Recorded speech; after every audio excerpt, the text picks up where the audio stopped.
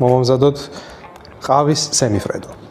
ჩვენ დაგჭირდება 20 მილილიტრი რძე, 400 მილილიტრი ნაღები, 3 სუფრის კოვზი შედედებული რძე, 4 კოვზი ხსნადი ყავა, შევუდგეთ.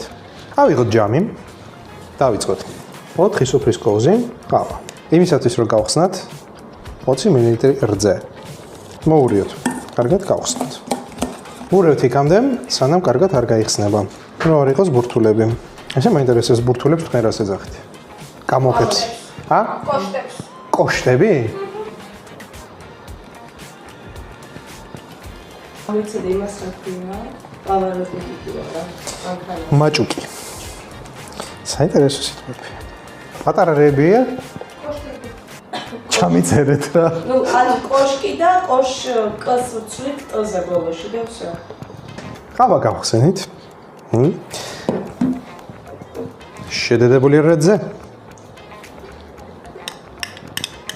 3 სუფრის კოვზი. იგივე მოძრაობით. შეგვიძლია საპირისპირო მოძრაობითაც. ცალკე ჯამში უნდა ავტკიფოთ ჩვენი ნაღები. ნაღები უნდა იყოს 32% ან ზემოთ და ცივი. 400 მილილიტრი. იმის გამო რომ საკმაოდ ცხელა უკვე უჭირს შეკრა და ამიტომ ცოტა წყალი, ყინული ჩავდგეთ ჩვენ ქვაბი და ვაგრძელებთ. ეხლა ჩვენი ყავა და შედედებული რძე გადმოვასვათ აქ ნაღებში.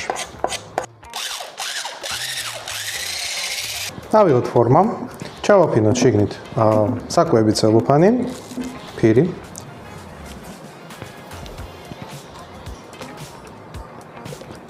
საყინულეში მინიმუმ 3 საათით. კი აბა 3 საათი. აი დილისთვის უკვე ყავასთან.